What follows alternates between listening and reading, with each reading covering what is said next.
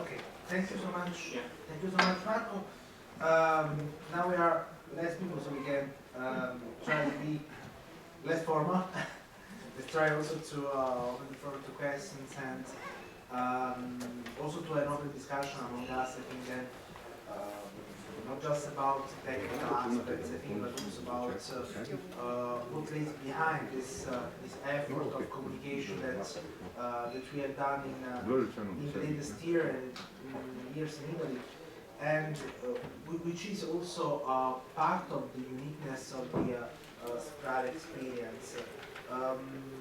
This communication work about best practices, about the stories, is not only linked to the general tendencies of storytelling, to written storytelling, but it's more also an approach to raise the awareness among readers, among people, among public opinions, the different parts of the public opinion involved in this debate about the concrete role played by refugees, by asylum seekers for the growth of local communities. As I said before, what we are trying to foster among our local elected representatives, among local officials, NGOs and other experts and people involved in this sector, is to raise the idea that immigration, that the arrival of refugees, the arrival of new people is not a problem, but can be an opportunity for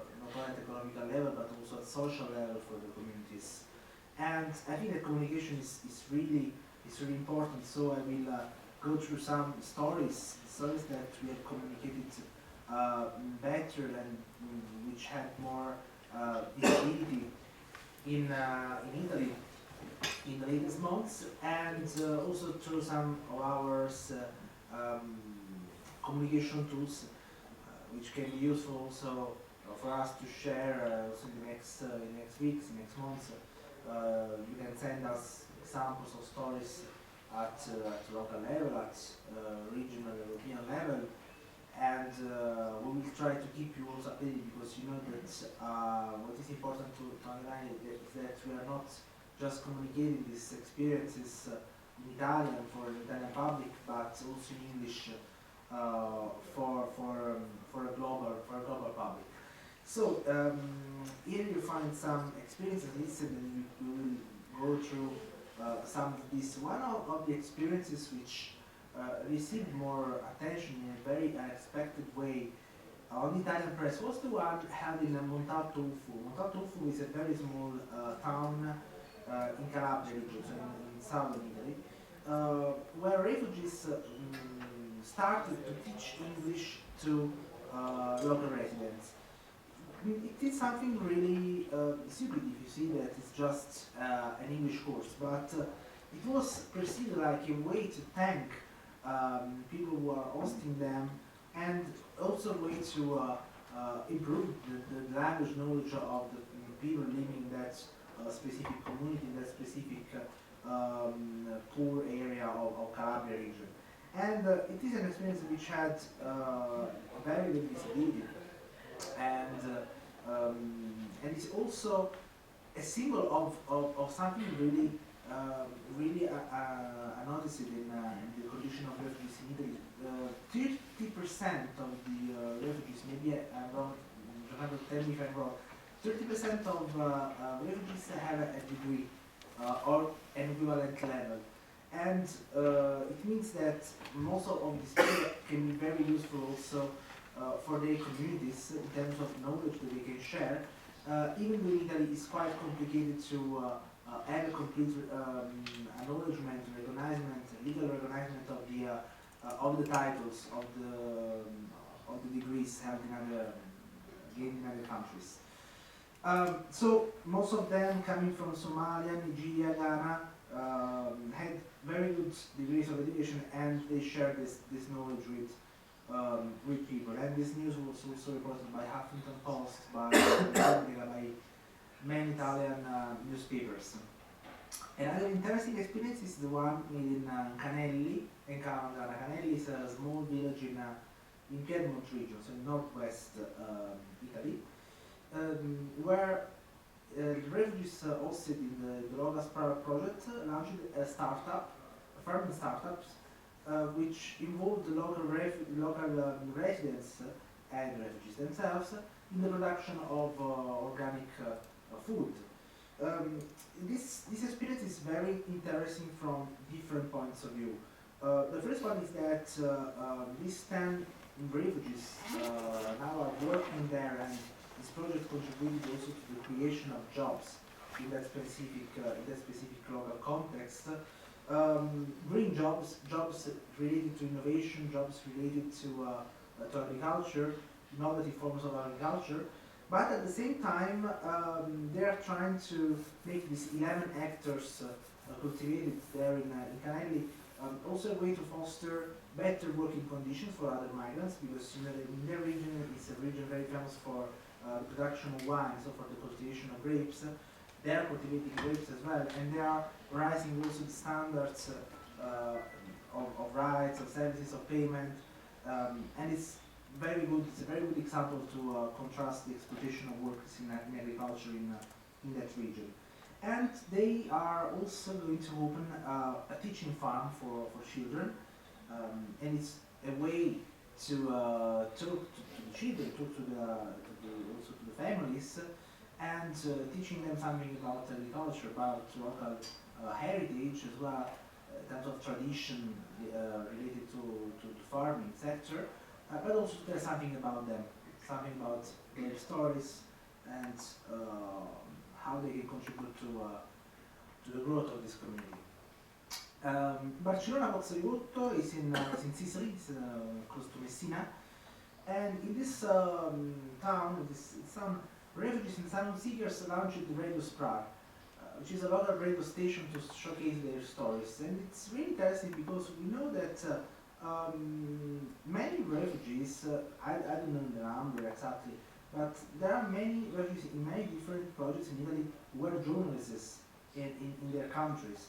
And there was also an idea which was not completed at the end, to create a project dedicated to journalists, but it's not possible because we cannot create projects for a specific category. But there are so many people who were really influencing in their local debates, in their national debates before escaping from their countries of origin, and some of them decided to launch this experience of communication, which is really important because it's supporting us as well in the promotion of some experiences, initiatives, and in many cases the communication of these activities done at local level is really contributing to make projects more present and accepted by the local communities. One of the most famous experiences of living and self-entrepreneurship is the one made in Sant'Orso, close to Vicenza in Veneto region, where refugees and asylum seekers created this atelier called Novy. Novy in Swahili means crossing textile. And so they started this Syrian lab in Sant'Orso village, creating bags, creating clothes, and this activity was done by Harshad, who is a guy from Pakistan, if I'm not wrong. No, from Iraq.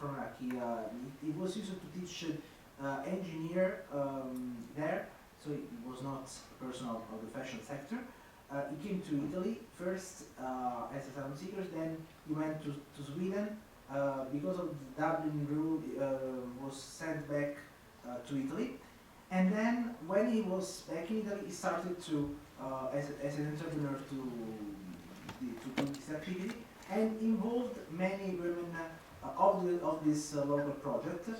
What is really interesting of the Sant'Orso initiative is that now this entrepreneurship experience is autonomous, and it produces money not only to pay the work of people there, but also to train and to include other refugees and other people also from the city of Sant'Orso in this activity. And around the activities of the Atelier Noele, many other activities involving the local community grew up, For instance, the workers, the women workers in this project, they went to the local schools as well to talk to people, to talk to young people about their experiences, where they came from.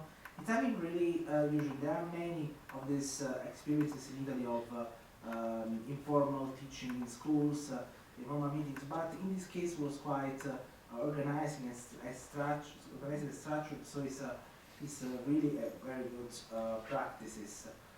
Another really interesting experience is the one made in Valdelce, close to Trapani, in Sicily region. Here we see that the religious promoted this project called Sapori dell'Intercultura, Flavors of the Interculture, and they used to cultivate local products, land confiscated to mafia. In Italy, I don't know if you are aware of this topic. In Italy, it's quite interesting. Many of the land confiscated, taken from the mafia, are used for civil purposes from mafia, camorra, and other organized crimes organizations.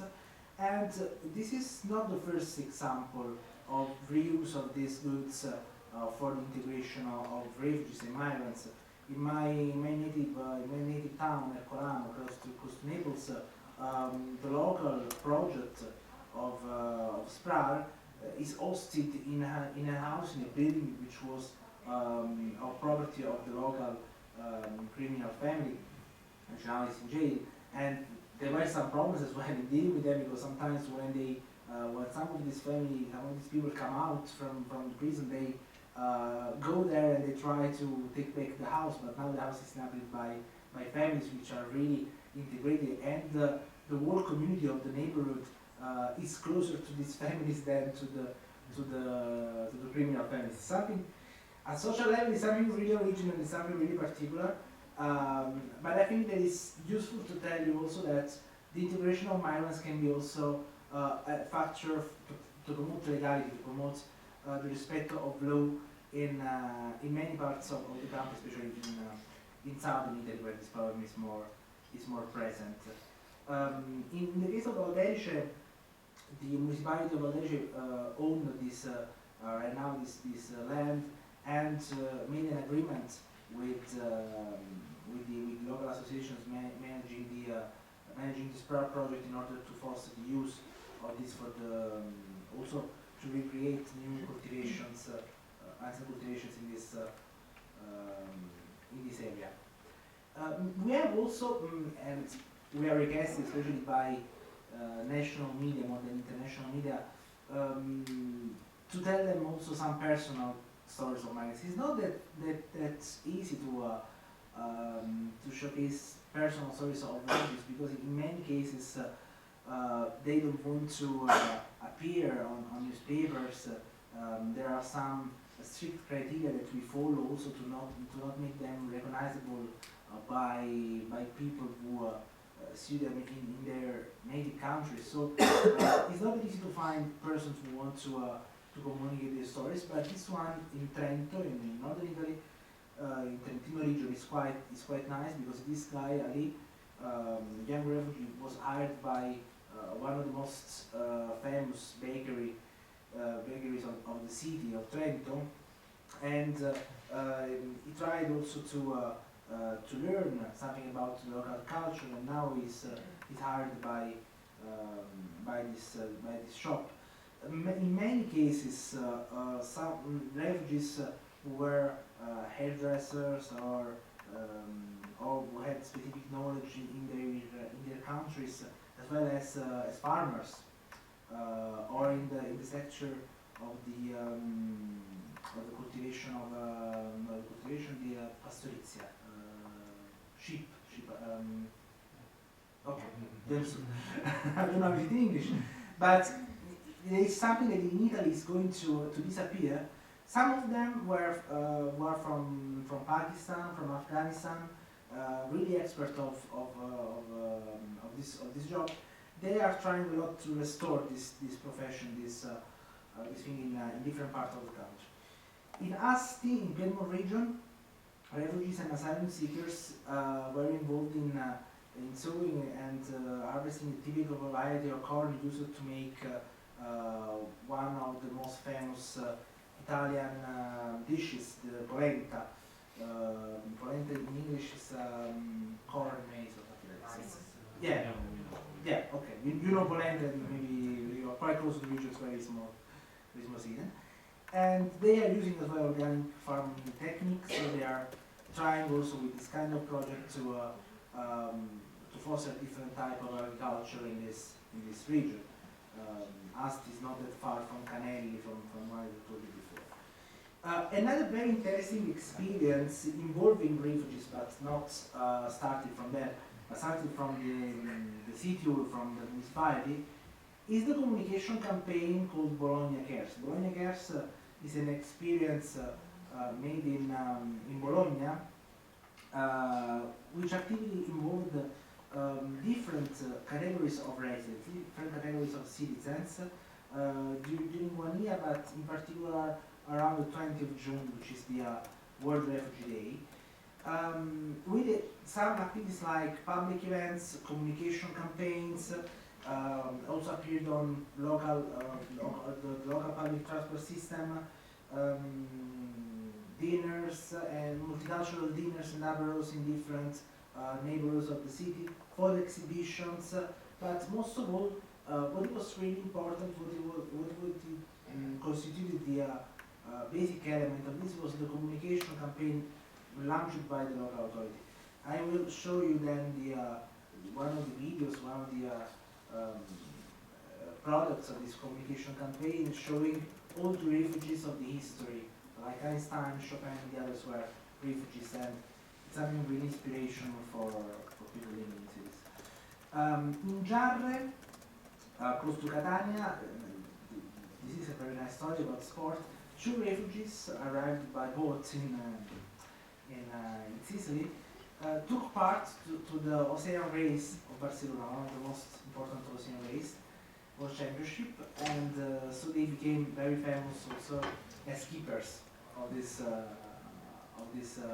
team, starting from Catania, and who took part of this very important competition in Barcelona, in Spain. There were also some titles of jewels, which I will show you there. They arrived by boat and now they are sailing. Stupid jokes, but it's something that really takes the attention of the readers, and it's also useful to make them understand which they are not just losers or persons who are part of the society, as are seen in a racist way by many politicians, but can really be important in different parts of the everyday life of the society. We saw also in many sectors, like the food sector, which is very characteristic of Italian economy, the Italian local economy, they can be part of this, also opening new enterprises, being innovative, in some ways being really part of the society. And about food is also this other experience in Naples called Lili, which is a multicultural catering enterprise managed by refugees and involving also some local residents and some local chefs. So they started this experience also to create new jobs in deprived areas of the city. And what they did with this experience was also to foster the collaboration with residents in the area of Quartieri Spagnoli. And there are some other experiences raised around this in terms of learning each other, sharing each other recipes, also with old women residing there since decades. Here you find, I don't know if it's possible to, no, there is no internet connection. You cannot go to the Facebook page, but here you see the Noël Atelier, some pictures of what they create and how do they work on it. Here is the website of Bologna Cares. This should be bolognacares.it.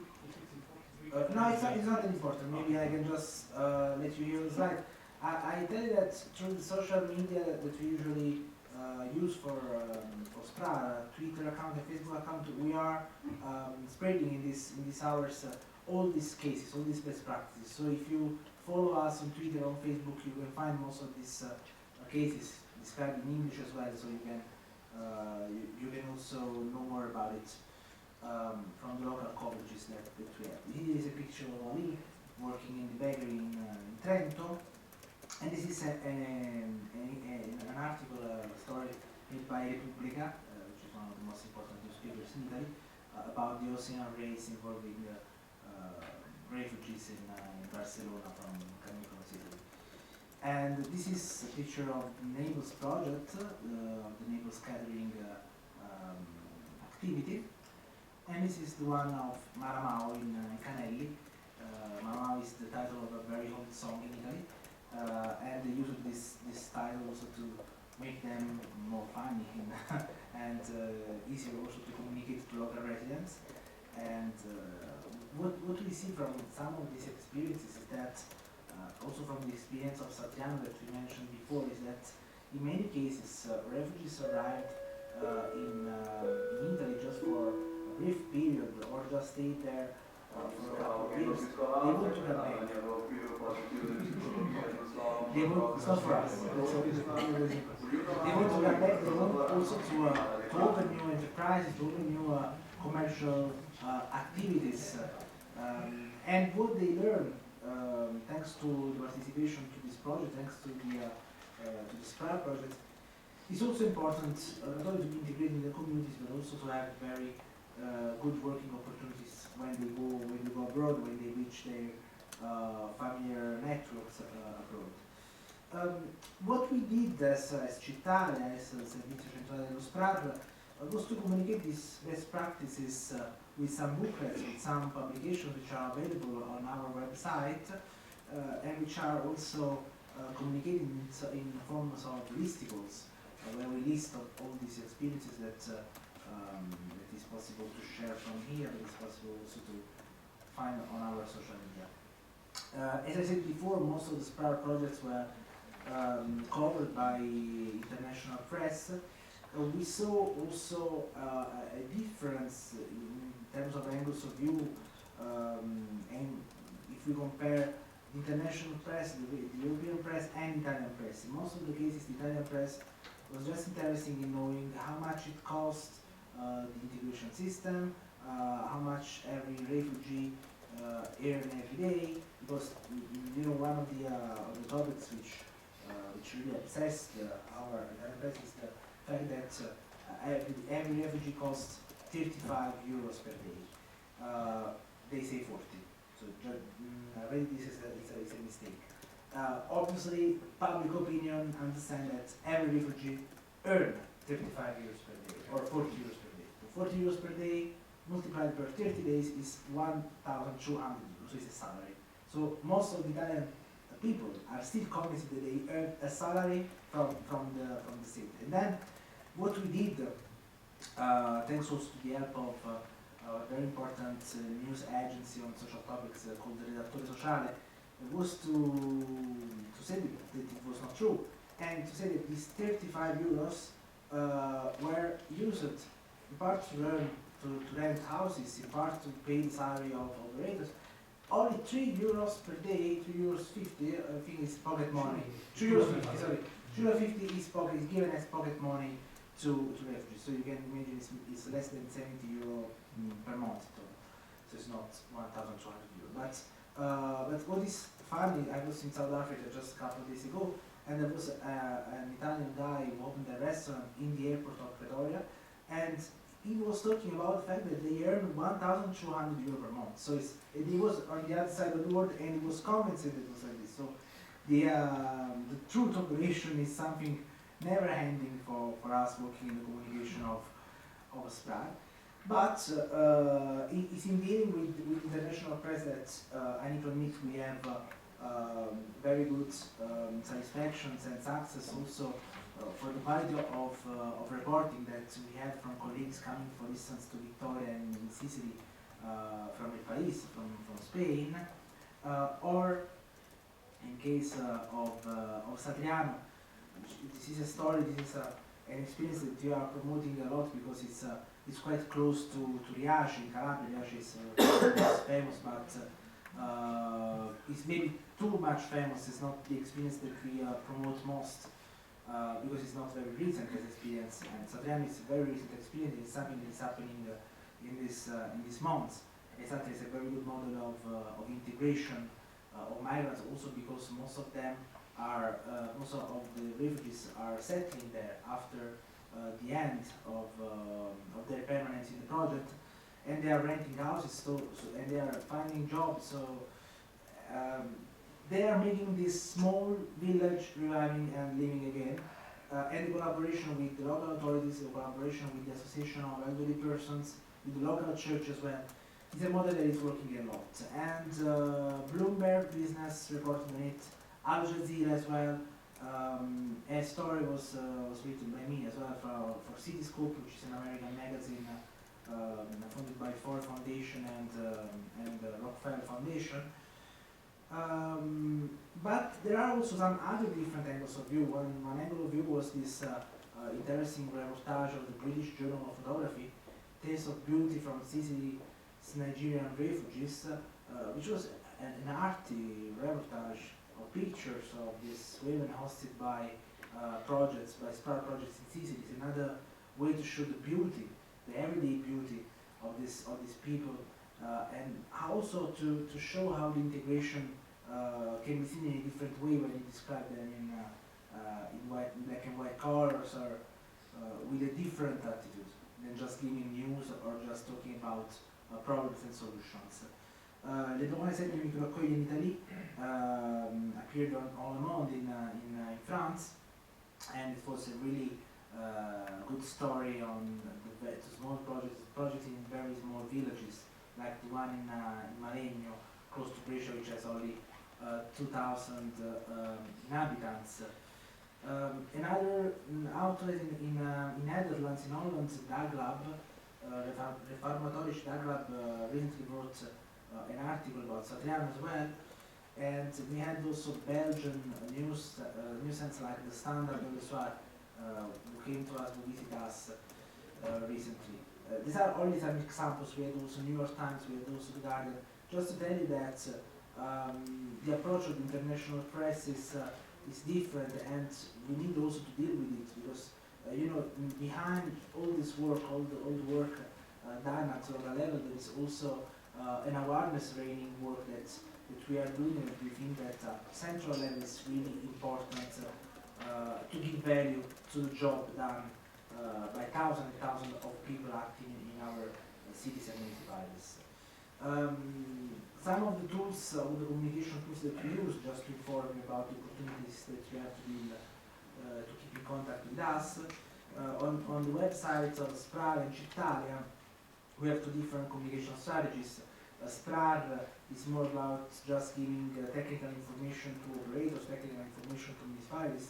On Italia, we have more storytelling and narrative approach. We did some reportages, some stories, some live coverages of events regarding immigration, regarding integration of refugees and asylum seekers. Here are some of our tools. We have recently launched also a Telegram bot on it, so we are spreading information also on this very new tool. What is really important for us, obviously, is the website, the Twitter accounts, and the Facebook page. If you follow us, you can find in this day some of the stories that I told you. This is the website of Italia. We have some in-depth articles, some reportages on these topics. Here is the SPRA website, and here is the Twitter account of SPRA and the Twitter account of Italia. So you see, we try as much as possible to make the work of our project visible, and to make these stories part of the national debate. It's not that easy. We always find that it's not easy to deal with journalists who don't have time to go through, to go in details, or are just interested in knowing the scoop or big news on it. But I feel that this work is very important also for countries as Slovenia, where I think that the change can start not only from the action of the national government or the action of the local governments, but I think from also from the awareness raising of the population. And I saw many colleagues, some journalists here in the room, and it is very important if we share the message that the integration can be part of the regular activities of welfare, and not just something special or linked to an emergency. Thank you very much.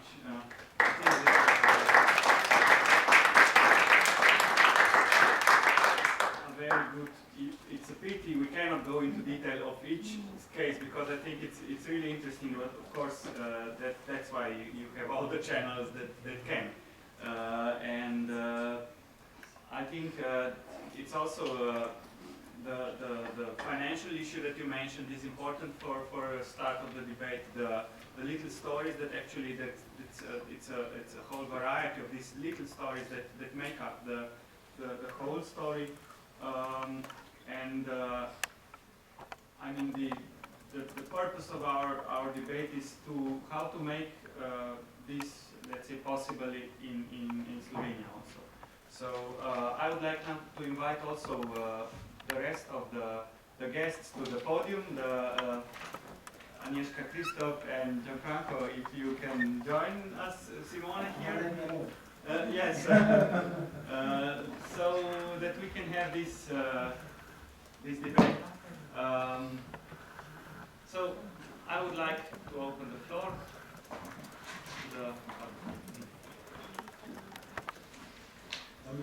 Yeah, very tired. Slowly. We need to take time.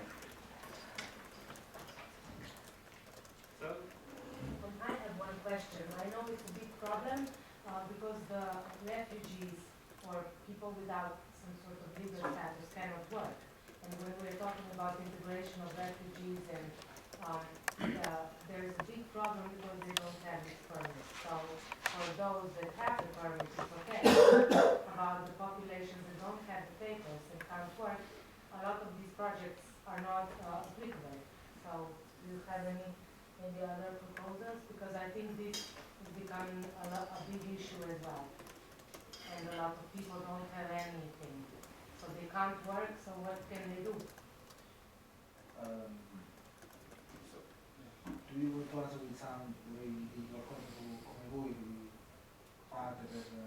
yeah, I think it would be interesting to hear how you solve this problem in Oberhausen and in Trieste maybe, or in Italy or in Germany. I think in Italy in general. Yeah, I can tell in general how we solve it. In fact, now the rules are changing very recently, also according to the European regulation on this topic. And after 2 months from the request of asylum, they can work. So, Only 2 months. Yes, 2 months. So it's just a European law. It's not something national. It needs to be at national level by the government, and need to be part of the national regulation. If this, we say, reception of this law is done, it's easier also to give them the opportunity to work and to be part of trainings. But to be part of trainings, I think that it was not necessary to be entitled to work. So, but also in Slovenia we have a possibility to work like asylum seeker, not 2 months, but later. How long time? 9 months. 9? For the first 9 months is not possible. Okay, but after it's possible.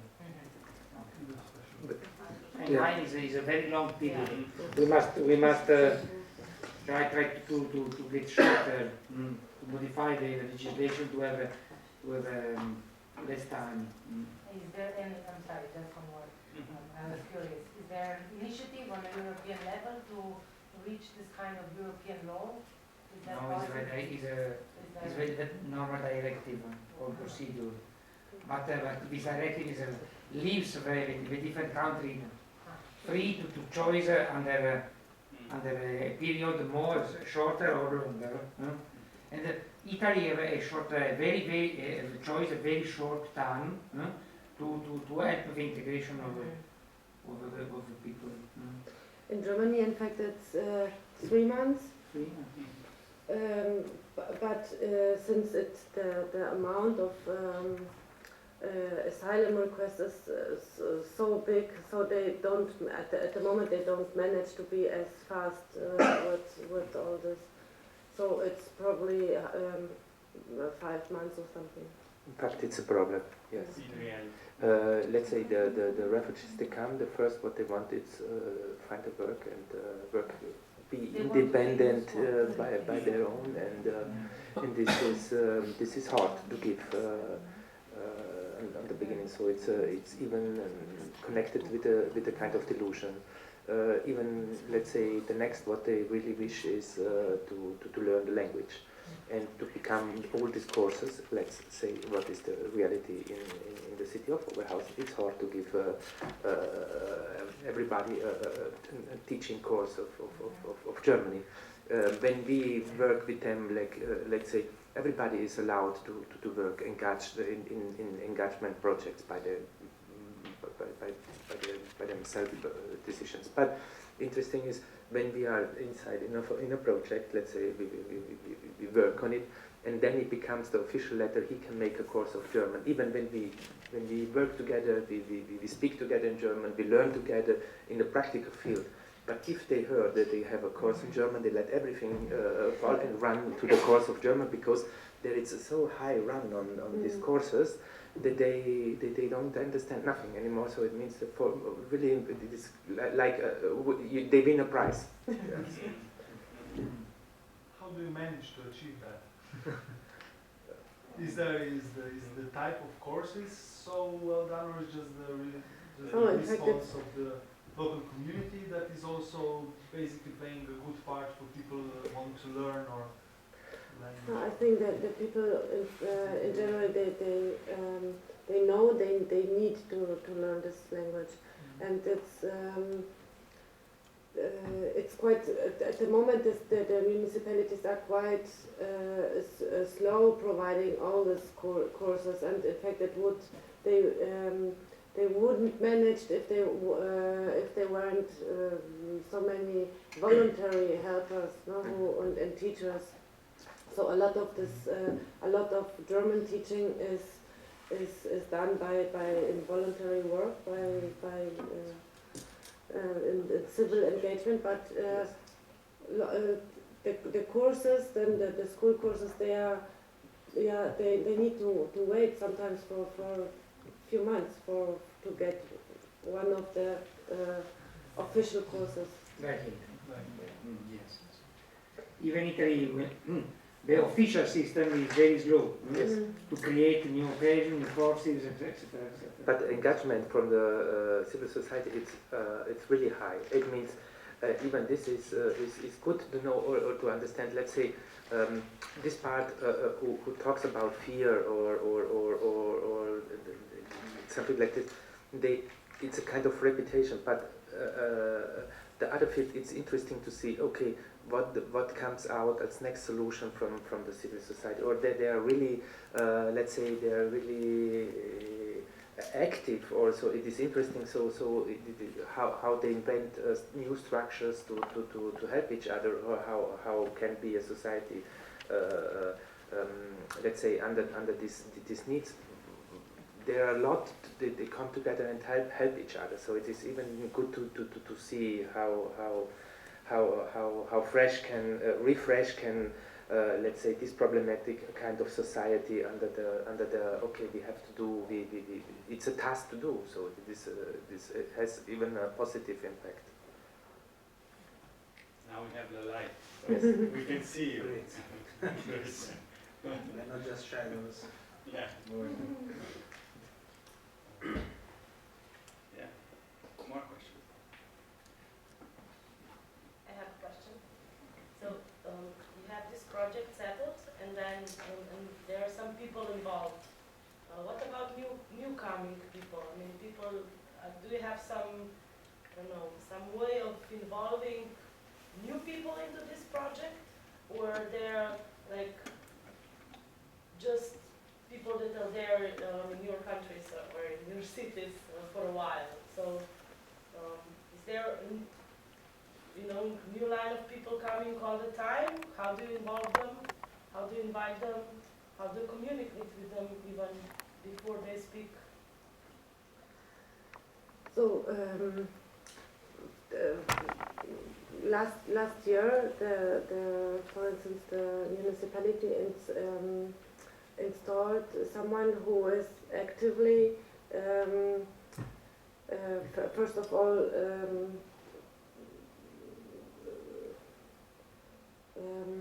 looking for the skills of the refugees, talking with them. What are you doing? What did you learn? Imagine for a long time they didn't do it. No, it was much slower. So now they started to do it immediately when the people arrive. And so the very first contact, for instance, is with work, our internships, for instance. No, to give them the opportunity to get for a certain period of time to make an internship, for instance.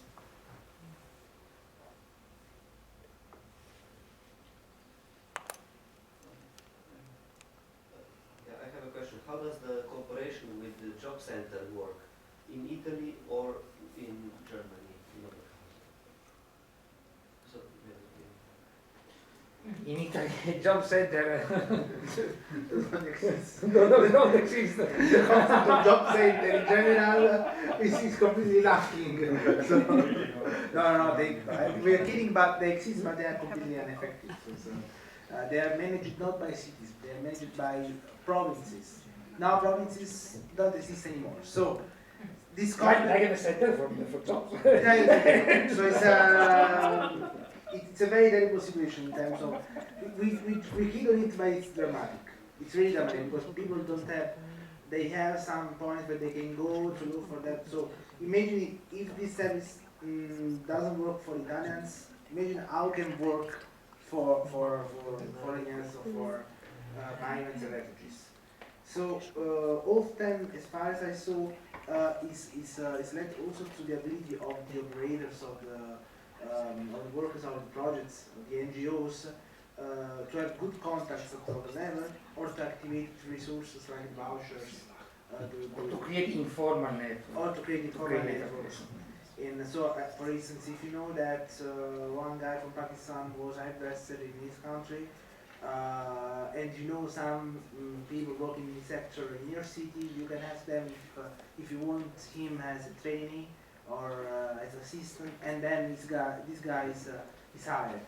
For instance, it's something really normal. It's not regular for everybody, but it's a type of example which fits the situation of many Italian cities. So it's not very well organized.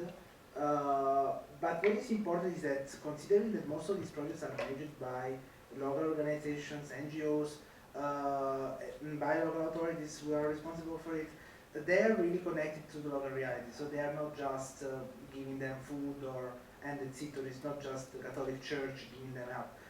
These organizations are really part of the local communities, so they have a lot of contacts and they can really manage it in a creative way. So what you see, the good results that we reach also at local level are very good also because of this informal context that they're able to develop thanks also to their abilities, their experience, their foreign experiences as well. Do you want to add something? No. So actually the informal networks are substituting the system. Creativity is the best way to deal with it. Okay, in some regions there are some projects. Okay, for example in Friuli there is a project of a region for stage and tirocini internships for the young citizens, and the measure of asylum seekers are young, and so they can access to the same opportunities to all the other Italian citizens, and we inscribe all of you, or all of them, to the list in the job office, in the training office, etc. And sometimes we create real opportunities, but it's not only the only region. I mean, the situation is very different in the different parts of Italy. Just to tell you that the system of the youth guarantee was promoted through the European Union, in Italy failed completely. Now there's a lot of people doing internships, just paid 200, 300 euros per month, and then after the internship, also in a public context, they don't work. So the support to this this kind of things is not that good in general. So it's not that good also for this at formal level. Yeah, I am agree. Creativity is one of the best, let's say, incubator or ways to invent new things. But still, the job center or let's say in Germany, it's really strong and important, and it works.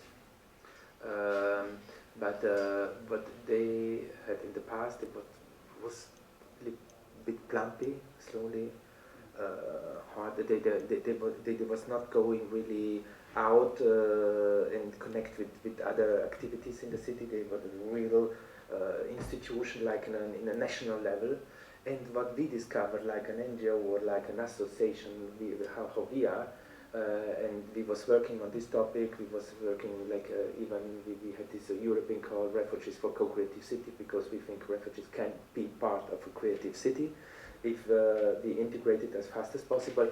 And they come to us, so they had even installed some headhunters in the job centers to look around in the city what can be new tasks, what can be new tools, like the worker had his own tools who fix it, but give some new tools are more better. He fix better. So they even work now on a kind of flexibility by themselves. So they make a kind of update by themselves. They try out to update themselves, and even this is a good impact of the society, because long term they didn't this. So it becomes really plumpy.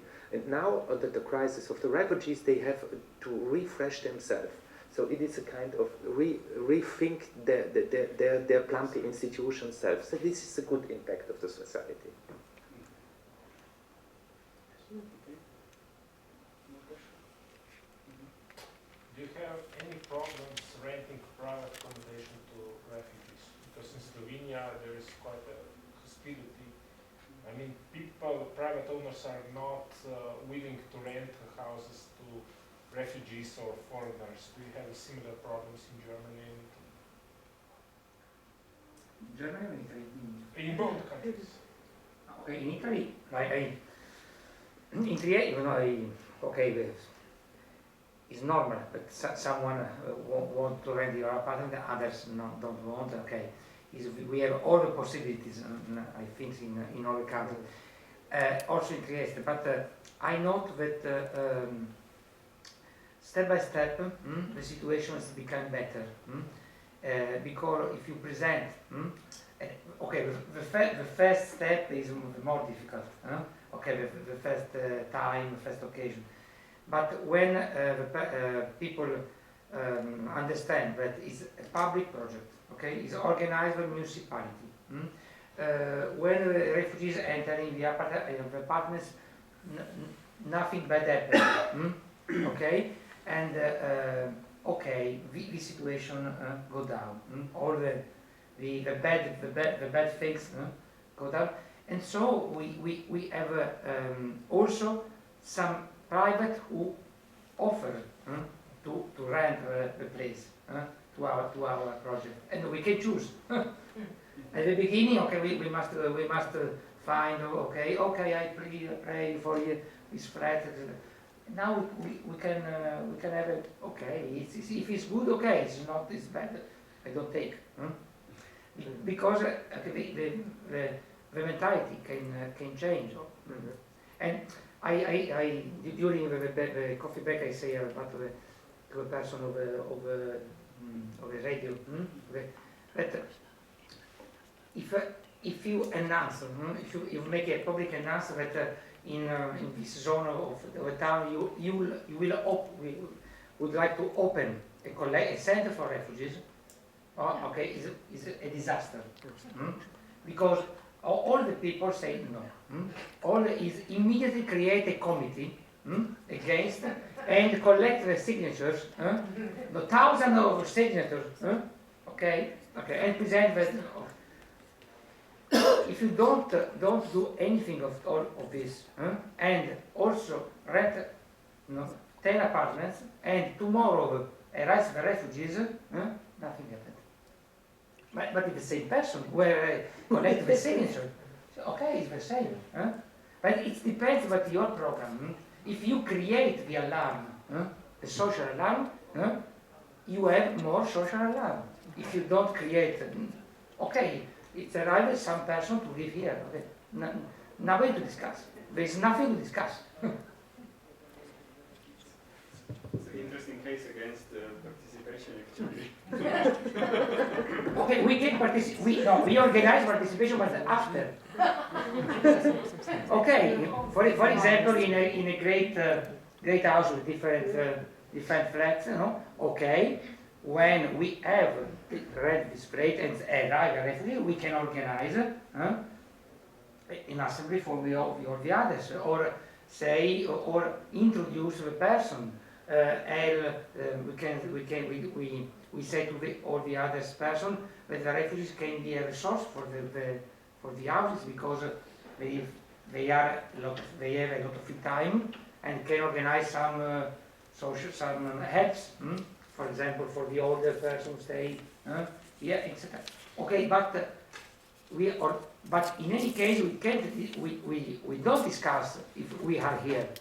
We discuss about all the others, but don't. But I am here. Yeah, maybe, yeah. In Oberhausen, the situation was quite similar. So I showed the statistics on how many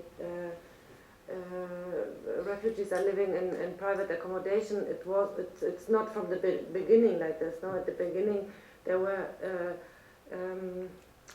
shared spaces, and in fact it was exactly like this. The city they exist still, but on every new shared accommodation place, the city made always this information, not to discuss if we can do it, but that they will do it. And of course, always there are big discussions in this in these assemblies. Although not so unfriendly like in some other parts in Germany, but on these assemblies, the people, the inhabitants of the city, they from themselves they ask always, yeah, but it's inconvenient, it's unhealthy, it's dangerous. They should live in apartments, no? And then the city started to look for this, and slowly at the beginning there were few apartments, and then exactly the same happens. No, the people realize, okay, I can. So at the beginning, the city is renting the apartment. So the owner is a little bit more confident. But after a while, when the status of the refugees is cleared, then the contracts change to private contract, and also now the city gets some houses offered from private persons. Probably it's interesting.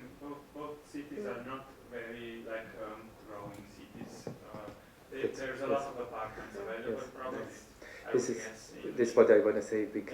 Different cities. It gives shrinking cities. And it gives other cities, they are really attractive and posh. When you are in an attractive city, so you have other problems.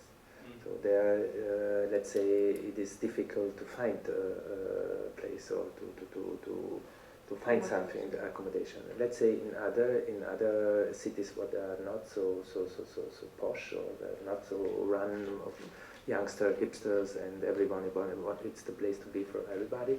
So it is more, let's say, that the owner of the properties, it was once in the past an investment in their future when they are become old. But the city, it's not anymore this attractive, and this house, it is not anymore this guarantee of his private lifestyle in the past when after work. So he have to take care of this immobility or of this house. So he has a personal interest that this, let's say, spaces be used or be refreshed in some way. So it is in some cases you have really personal, private interests and needs. And in the bigger housing companies, we discover that the bigger housing company even are interested to bring under this need now their let's say their portfolio, refresh their portfolio and bring it in use. So it is there are different economic needs or wishes and social needs, or let's say they come in some way together. So it is in some way where they think even it is different about posh or shrinking cities. Yes. I think maybe there is a range of the differences in different towns. So it's obvious that in Trieste maybe be easier than in the center of Rome, for example. Okay, but in any case, in all towns in Italy, we have a great quantity of houses completely empty and completely not rented, not sold, nothing.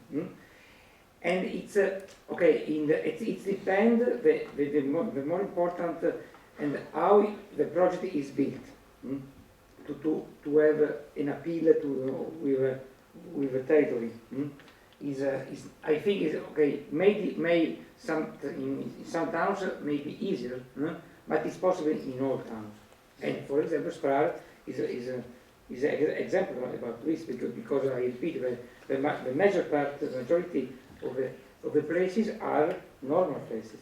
And in all towns, even big towns, even growing towns, etc. And then money does matter. So if you offer money to people who have houses not rented, I think that they accept it, especially if, as I said before, it's a project done by the municipality. They have a fixed term contract for 2 years, 3 years, 4 years, so they are sure that they will receive this money. So they are not having money directly from the refugees. Okay, so they are sure that they will get the money because the contract is signed by the local NGO with the collaboration of the municipality. So it's something sure, and I think that at this time, the economic crisis, especially in small villages as well as in big cities, being sure that the person that you are housing in your house will pay you the rent for sure is something that is really attractive, and they will lose everybody. I have now the questions because I'm interested in finances, not professionally, but like in this case.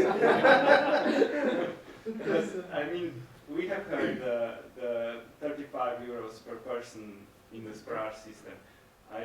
It sounds a lot actually, as newspapers people wrongly sometimes report. But do you know how is it actually? What are the shares? Let's say what is we have heard like 2.5, 3 euros per person pocket money. Yes. And then how is it split into the rest? How is the cost split? Like how much goes for accommodation? How much goes for managing? How much goes for courses? Do you have this picture maybe, or whoever of you? Yeah, we had this. We tried to split this money. It's not the same for for every city in Italy. I'm trying to find this figure.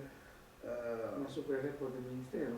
No, l'abbiamo fatto noi proprio la divisione. Do you know approximately? I'm not. During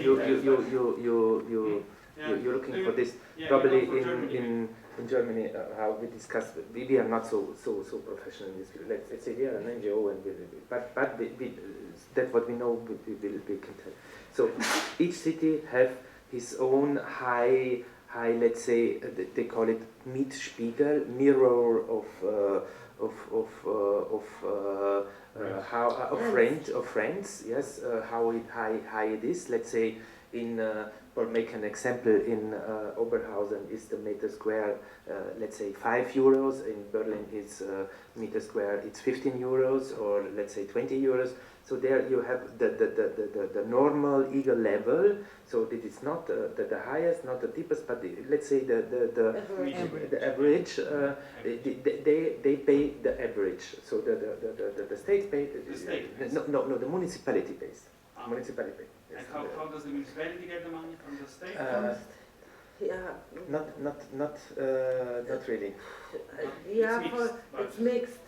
So they got some, the municipalities or the state gives money to the regions, and the regions to the municipalities, but how much it is, I don't know exactly. So it's co-financed by the national level, by the regional level, and the municipality somehow. Yeah. So let's say they have then the rent is paid, and it is not too much, but it is, let's say, normal, like how it is under the German condition, the German law. So it means then the rent is paid, so it goes to the property. If a property person want rent his apartment, he knows, okay, they become even this money by sure. And the next is they become like the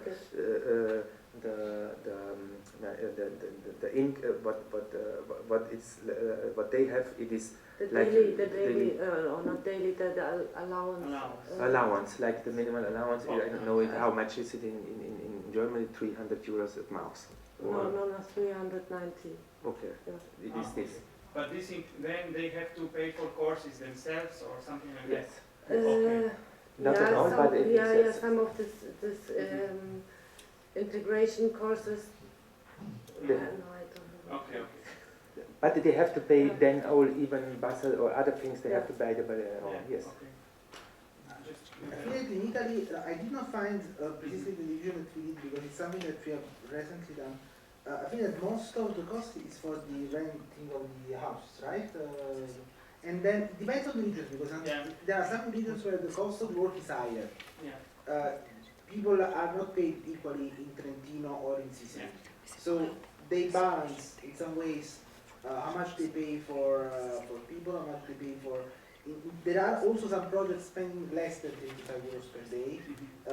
It's quite controversial. I was reading a story before about a project ensuring 28 euro per day. 28 euros is in some ways dangerous as quota, because you are lowering and so it's a problem also for the others, because someone can say, okay, if they do it for 28, everybody can do it for 29 or 28. So I think that most of the expenses are for renting, then for the salaries of people working in the NGOs. And then about food, I think that most of the it's not that much. Just they do. Because the person prepared in cooking house, then They cook themselves. Yeah, once per week they the market they can. Okay. So it's not that much. Okay. Then pocket money and 10% for integration. For the More courses. or less, then for social, for integration, for courses, seminary, training, etc., education, etc. Okay. then other expenses like electric lights or The material costs. the material costs. These are more or less. Because I'm trying to make a comparison with the Slovenian situation. Does anyone have of the NGOs working in this field? How much does the Slovenian state give for this similar? Let's say how much goes for accommodation? How much goes for? Because I know it's separate money, separate for no. No, so I noticed that people that are not employed, they could get this financial support by social money, social financial support, which is in amount of now 280 euro per month, something like this. But all other things like accommodation for 3 years are provided. 1 year in integration house. This is provided by the state, by Ministry of Interior, and they get an additional money for accommodation for another 2 years altogether. 3 years, and it is again amount up to 280 euro per month. All other costs, I think, are not really maybe ministry. For how long? I don't remember. 2 years. 3 years period. So because this is according to Slovenian legislation official period of integration.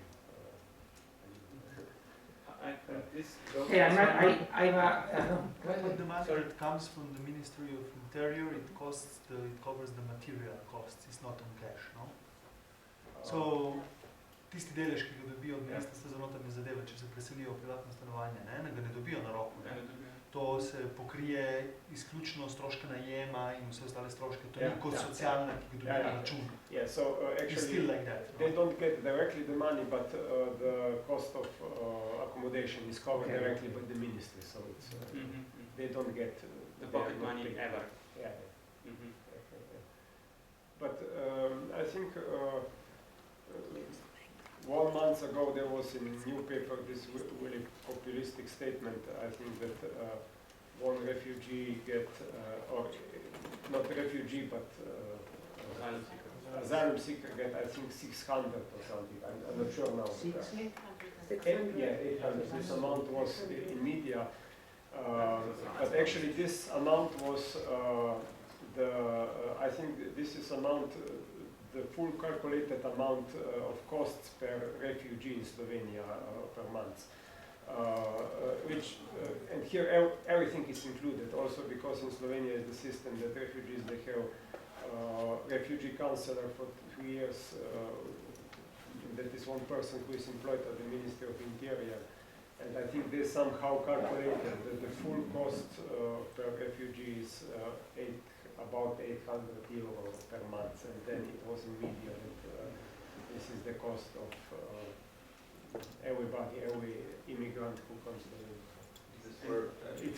with wages of people who are dealing with refugees included. Yeah, of course. So it was took out of the context, actually. Yeah. But there are some additional programs financed by the Ministry for Integration. Yeah, and I think also these additional programs that are carried out by usually by NGOs or by some private companies. I think also this money that is spent for those programs is included in this. This is, I think, if I'm not mistaken, this was the number put out by the opposition. Yeah, the true number is around 350 or 400. I got information that 300, that this, because there were 2 amounts. One is 800 and second is 300. The 300 is the cost of for asylum seeker. Cost of asylum seeker. Per month. It's strange numbers, but yeah, I would like to compare somehow, but I cannot. Actually, I cannot make a picture. But I think nobody did some more exact. I must say that the situation is in Italy, but the program for integration is not, in my opinion, because we have for 2 reasons. First of all, in the SPRAR system, you can receive all accommodation, all the other facilities for after the legal recognition of status of refugees or subsidiary protection or humanitarian protection, only for 6 months. And this period can renew, but only in vulnerable cases or in family very with a lot of children, etc. And so the time is not long. But this is not the worst point. The very bad point is that after this period, nothing is sure, because you can go to the normal social assistance of the municipality. But the normal social assistance of the municipality generally have very few capacities to help you. And so I repeat, it depends from the different zone, different region of Italy.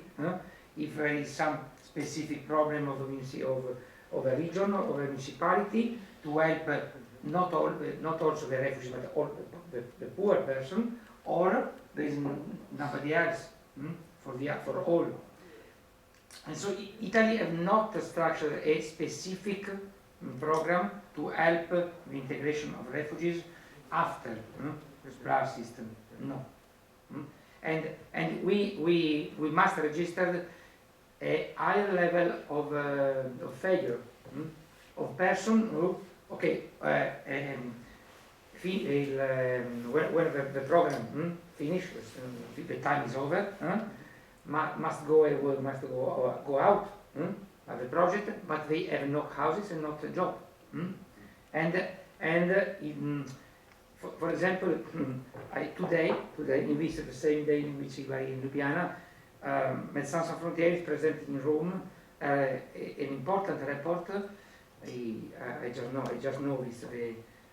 this report in which describes a very bad situation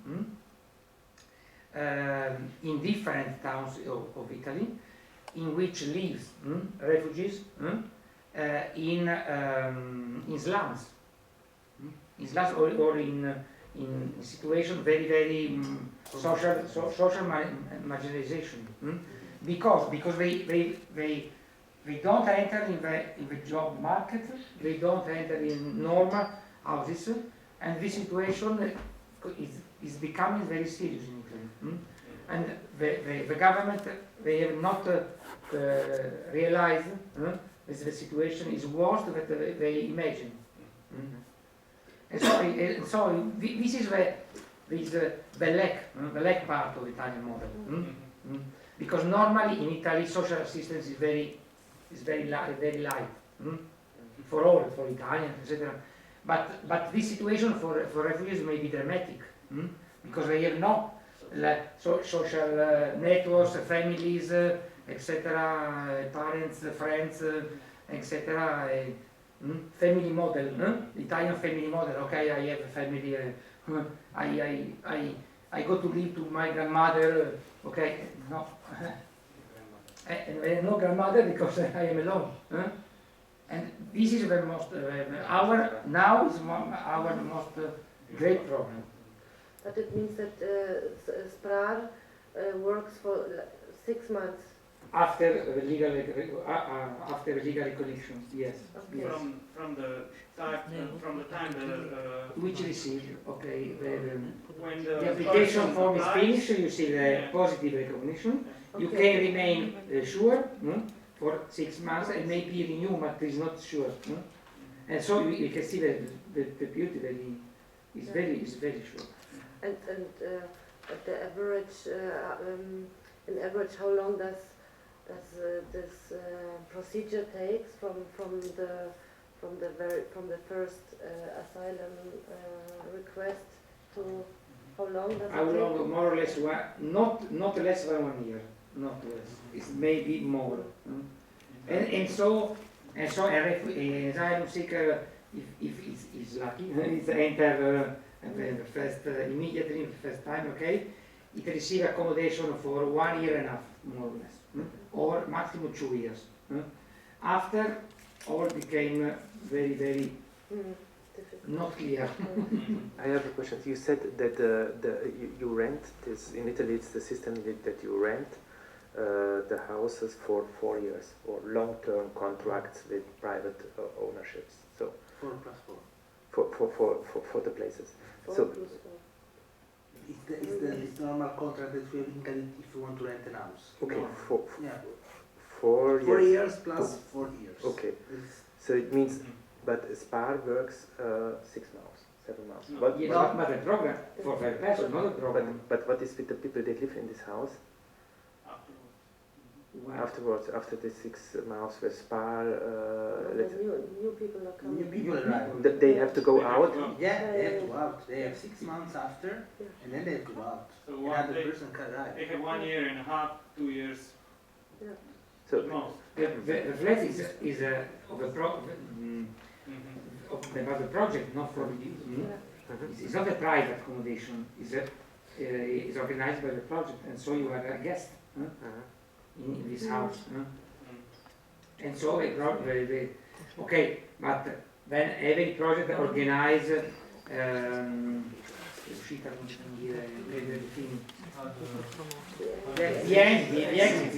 exit step by step, and say you can renew, etc. But it's the day the program is finished. Okay, yeah. And I found the figure. Okay. 39% is staff cost. 39. 39 on average. The rest is divided between food, shelter, and integration. Integration is mandatory, so you need to spend money, and you can't reduce this part compared to the rest. Okay, so you can buy the cost you can buy is the cost of food, the cost of the renting. In fact, most of the apartments are rented, but there are also some examples of apartments given by the municipality because the municipality owns an apartment or owns what was a former gym or a former center for elderly persons, and now they restored it just for the integration of refugees. That is the scheme. And 35 euros, yes, is the average. 20%, 80% is given by the national funds, 20% is given by the municipality, but they don't give it as cash. They just give it as staff cost or as services or as things that they do. And now the rules is changed. It's not anymore 20%. The contribution by the city hall is 5%. Okay, so they reduce the contribution, which can always be given not in cash but in other means. And does the EU give any money for these purposes? And how? The system is not funded by the EU. Okay. Nothing at all. But the Programma Nazionale Asilo, the National Program of Asylum, which was the testing program, was completely funded by the European funds. Okay. Any more questions? Yes. I think that maybe if we go back to middle-sized cities, shrinking cities, this kind of influx of refugees could help for the further development of the city, or would it even deepen the crisis in terms of economic sector and refugees competing for jobs with local residents and things like that? How do you solve this? Let's say, okay, but it is personal. I think that in these sizes it is okay.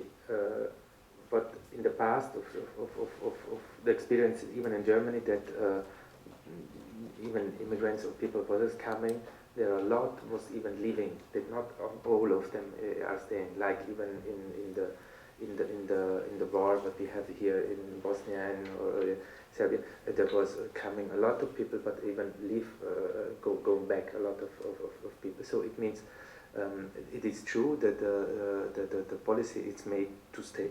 So it is for long term. But I think now under these middle-sized cities we have huge needs. So it means there are let's say empty buildings. So the question is for us, let's say, could be, are we able to, let's say, to refresh a house or refresh places? So we have needs of one part, and we have to update empty spaces. Can we use the needs or the skills from people that come? Let's say an upgrade of an old building. There you can use a carpenter, there you can use a painter, who has to do with electricity, who has can make some walls, so a plumber or so. There is a lot of skills that you can use. And then the question is, who lives inside? Can we mix? It is not that we stigmatize this house full of refugees, but probably can be used is like, let's say, some other students can live free inside in this house, but to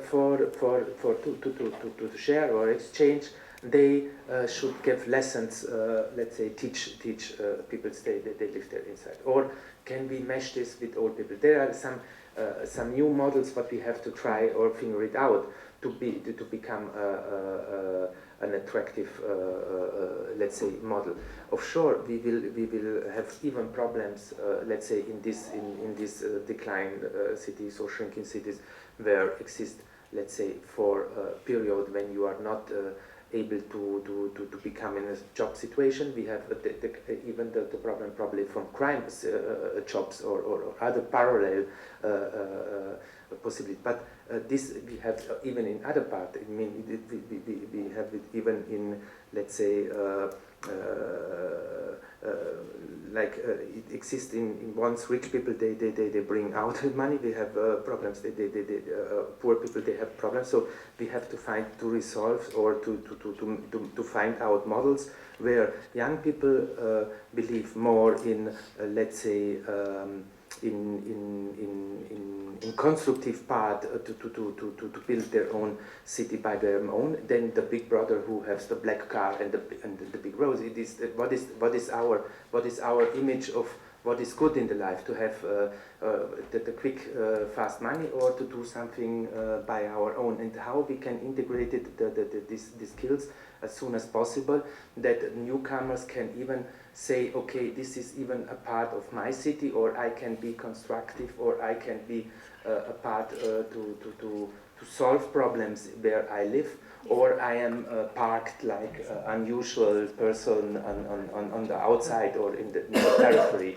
I think this is the task, but where we have to work on it, to try to use skills to build things together, and to say, okay, we don't divide too much on this.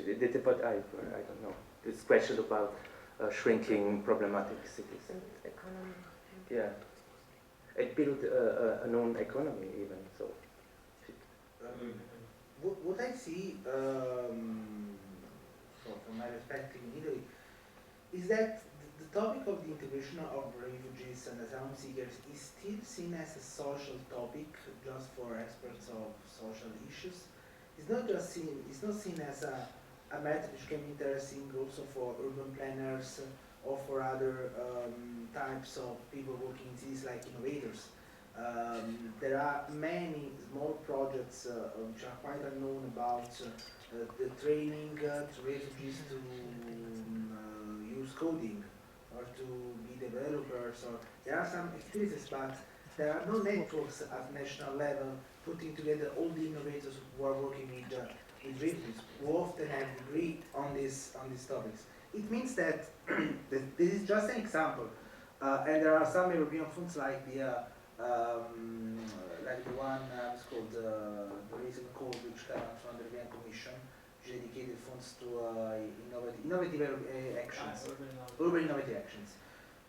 Gave funds also to fund innovative experiences for the integration of refugees. So that's tell you that this kind of thing is quite known for us who are in a debate and who are following this debate not only from one perspective, but I think that the step forward that should be done at national level, at European level, is how to include refugees not just in a thematic storytelling, but in different kinds of the urban activities, how they can really be part of the cities of the present and the cities of the future. It's part of the debate that I see is still missing. I don't know if Gianfranco, you have the same opinion. But I feel it's really useful if we really want to make a step forward to the world debate, also in terms of awareness raising among the decision makers, the experts. If we really decide that these people, migrants, refugees, can be also drivers of innovation within their communities and for the world community itself, I think that it's something really, really useful, but it's not to give it as guaranteed. It's not that easy. I think it's our role as well with this kind of meetings, with this kind of of debates that we are fostering and we are going to foster also in other countries, hopefully, to raise this topic and to try to find also links with parts of the urban debate who are not involved in it until now. And just one thought about this is also there are statistics in Germany for the for migrants who are longer for longer already in Germany, so that they say that the amount of people, of migrants who are willing to open, for instance, an own shop, on own enterprise, an own enterprise, startup. It's in fact higher than the average of Germans. But also, also there are sometimes also the number of fails is also higher, but because of the fact that more people are trying this, and of course more people are failing then. Yes, And there's also for this need of helping, also of support this activities. I think the same statistics I've read from the US would say many times higher rate of enterprise. I think a few times higher than the average. But yes, of course, there are also challenges. But I think to the answer, I think that for us as EPOC, this is the key question actually. And I think I would agree with what you said. If they can be part of city life, if they can take part in normal activities of citizens as we do, then they contribute to, they can contribute and they want to contribute to regeneration, let's say, to urban regeneration and other issues. If they are kept aside, then there is just no possibility to engage, and it's no use. Is there any more questions? I would be interested to hear actually, but I think we are missing key actors here. What would be needed to do in Slovenia to make some system of this work? We have talked before that we have realized that actually the role of municipalities is completely missing in these programs. Actually, the state acts on its own and in relation to NGOs. But municipalities are just side actors. Let's say sometimes they can appear as offering some services, but that's it. I think this is some organizational issue that has to be taken into account. And finances, I think, are not really an issue. As far as I would say, it's very possible. Everything is possible. It's not. Although this will be always prioritized in the newspaper articles probably. And NGOs, I think we have many, and they are capable of providing programs which would be needed. What else? I don't know. So, yeah. Yes. I repeat, in Italian experience, the first experiment started a lot of time ago, and started by a group, a little group of towns, and particularly a group of associations, not by the municipality. Municipality will go after, and so. But it's important to create a positive experiment in which you take together some NGOs and some municipalities and some part of state, okay, and to say, okay, we can try one experiment in this town or in two towns, okay, for a group of persons, etc. It's a nonsense to imagine a revolution of all the system. Now, for example, I repeat, Sprara had 20,000 persons, okay, may happen a great number. But when it started, it started 15 years ago. And at the beginnings, the period of the first experiment was 6 months. 6 months. It's completely crazy. 6 months. And nobody say that at the end of the first year can renew. But renew and happen, okay, for another year, and then for another year, and so on and so on.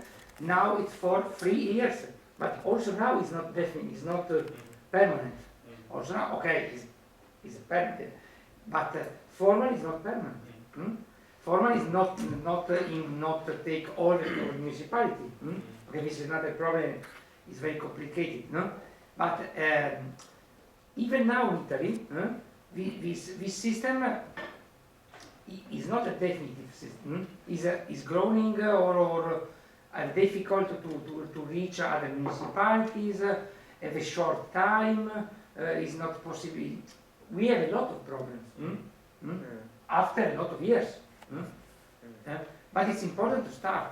I repeat, the first experiment was an experiment of 6 months. Nobody can imagine the situation now. I live with the situation when we start. It's normal. Yeah, in Germany it's more static. Let's say there is more static. Some facts, even from the past. But there in the society is a big research, or where people look on it. It are the tools, the small tasks, the small what works now under their situation. What fix? What is not? What didn't work? Or where the problem? So it's what is quite interesting. It's this kind of what a kind of tools come out now under their let's say under their pressure. Yeah, let's say high number pressure. What fix us? And this is there. I think there we can learn from. So this is where we look around other cities, other big, small ones, or what this association does, with what they figure it out, what works, what the kind of social structure or integration, what fix really good. So this is quite for us quite interesting to see.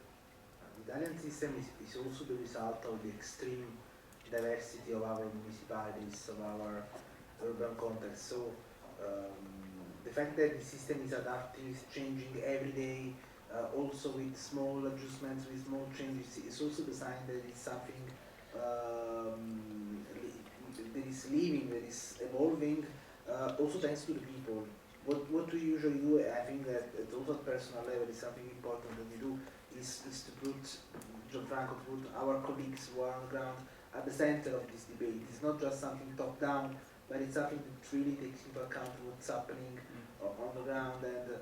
And I think that if we have reached a good result in terms of quality, in terms of average quality, it's also thanks to the fact that not me exactly, but most of the colleagues spent hours and hours all together, sitting in a room, trying to find solutions to every small aspect.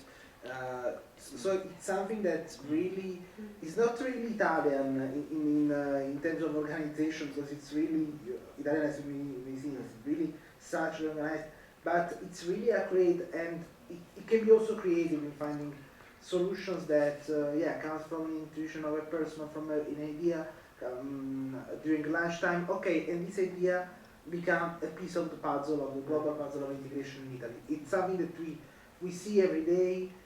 Maybe we don't give it too much value, because when you are used to see one thing every day, you don't give the value that it has. But seen from an external perspective, I think that it's something useful also for other countries as well. Okay. I think we can finish.